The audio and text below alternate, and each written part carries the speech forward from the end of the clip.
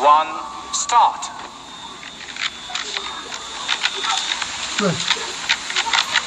Mintai, 16 years of age, living in Los Angeles, California. He came to the United States 3 years ago with his family from Vietnam. He first saw the cube in June 1981 and solved it within 7 days of practice in under 2 minutes. And now it's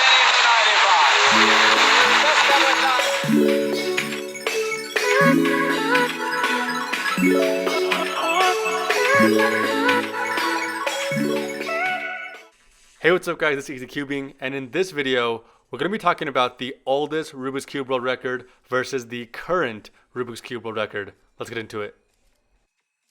So first, let's start off by comparing the time difference.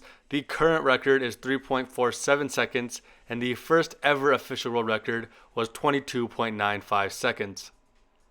That is almost a 19.5 second difference, so let's look into what made that possible. So for some context, the year was 1982. The president of the United States was Ronald Reagan. Most people watching this video right now weren't even born yet, and the average gas price was 91 cents.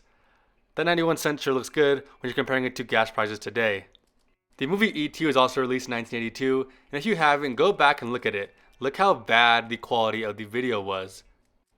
The point is that this was a long time ago, and technology was not as advanced as today, and especially in the Rubik's Cube world.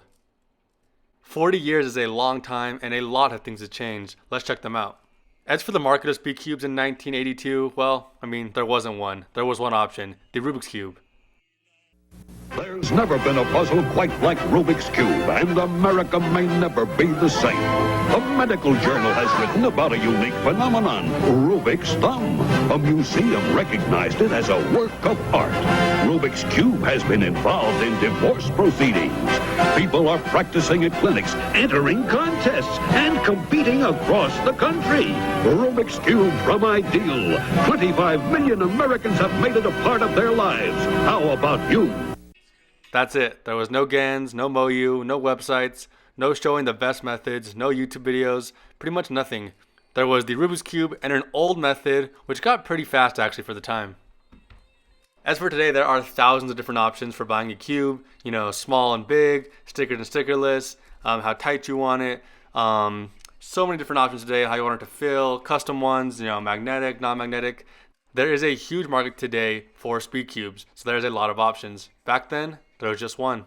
The method used on the old Rubik's Cube world record I will go over, and the method used on the new world record is called CFOP, which I will also go over, and just do a simple explanation of what it is, and you can see how much has changed since then. Let's look at how Mintai solved it and how it compares to the methods we use today. Alright guys, so we're going to start off by explaining the old method, or the way that Mintai solved it.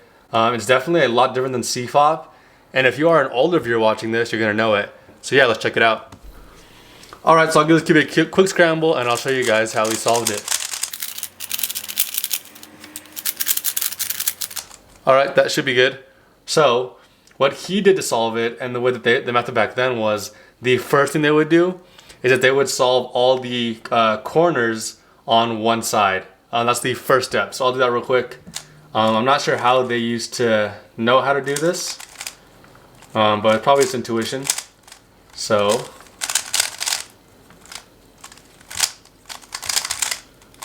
okay, so the four corners are solved, as you guys can see right here, and I'll move this out of the way too. But the four corners are solved, and then they're in their correct spots. So it's these ones right here, these two, and these two.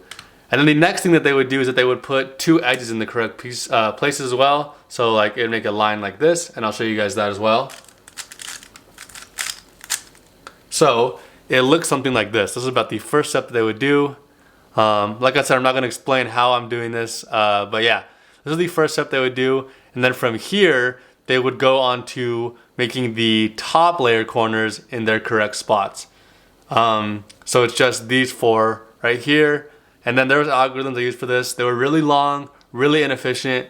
Today we have better ones to do this, so yeah.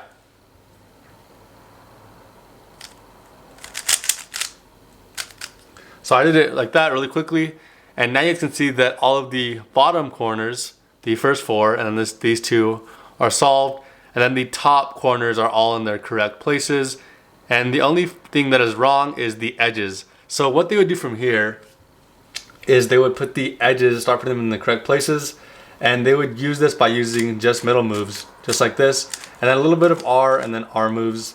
But yeah, so then the next step now would be that once we have 3 of the edges in the correct place on the white one, without messing up the top edges as well, they would use this last piece right here as like a buffer piece, basically to move the top layer how they want to without messing up any of the other edges. So they would do it like this. Let's see. I'm gonna put this piece right here, this yellow and green, into the correct spot up here. And this is possible by the buffer piece we have right there.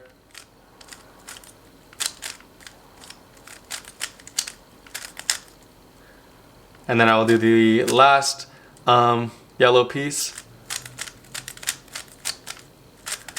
just like that. And now you can see that the whole yellow top is solved except for one, the whole white is solved except for one, and then the edges are in the correct places right here. Alright, so now from here what they would do is they would basically solve the bottom layer and the top layer, and then they just have to permutate the edges at the end. There was an algorithm for this back then. I don't know what that algorithm is, but that's what they would do for the next step. So I'll show you guys that. Alright, so after that algorithm was done, the top would be solved, so it looks just like this, and so would the bottom. See, the problem is now is that the middle edges are orientated incorrectly, so it looks something like this. And then from here they just do M moves and M permutations and some algorithms to solve it. And this is pretty self-explanatory, it's really not that bad. And it kind of came down to look like this, where there was just 2 incorrect, and then there was an algorithm that would solve it from here. And then it would be done. That's how it was solved. If you want to look at a more in-depth tutorial on how it was solved, you can definitely check it out. But you can see it was extremely inefficient, definitely a lot worse than today, and took a long time. But using that method, Mintai was able to solve the cube in 21 seconds. Pretty impressive. Alright, now we're going to look at CFOP, which is what I use to solve. I average around 10 seconds. And the top cubers use that now. And in the 3.47 world record video, CFOP was also used. So let's give it a scramble and I'll show you guys how that works.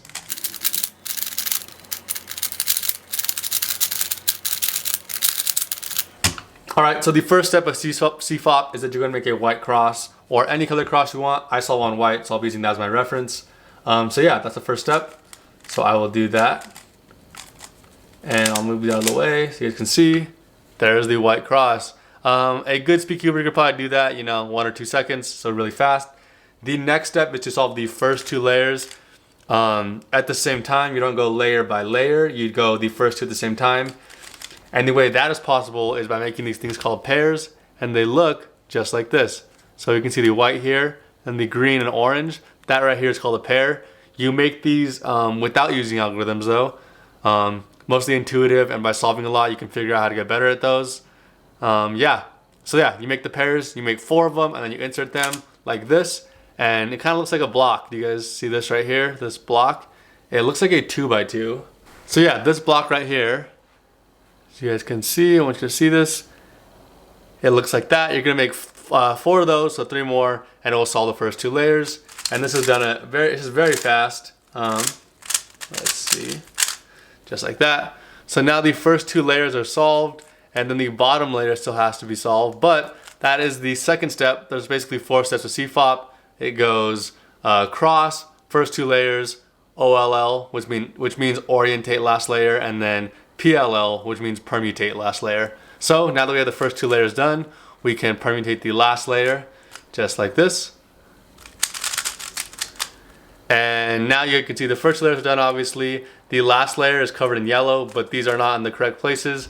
And then this is the PLL step where you permutate it and then solve the cube. Just like that. So there's basically 4 main steps in this method, and it is definitely a lot faster than the method used back then. As you guys can see, this was the method used for the 3.47 second solve. He does a lot more complicated things, obviously, than what I just showed you right here. There are things like winter variation, X crosses, COLL. and a lot of more different techniques, but they still fall under CFOP, which is what I showed you guys here, and that's what he used to solve it. So that's the biggest difference between the two methods.